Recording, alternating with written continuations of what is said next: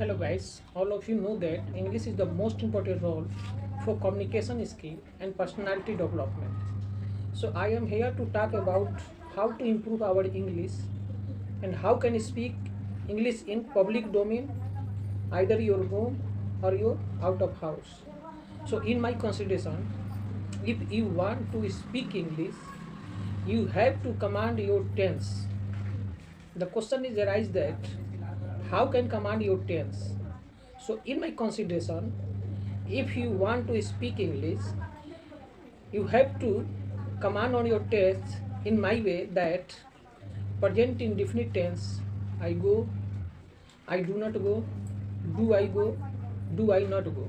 In the same way, present continuous tense, I am going, am I not going, am I going, am I not going. In the same way, present perfect tense, I have done this work, have I done this work, I haven't done this work, have I not done this work.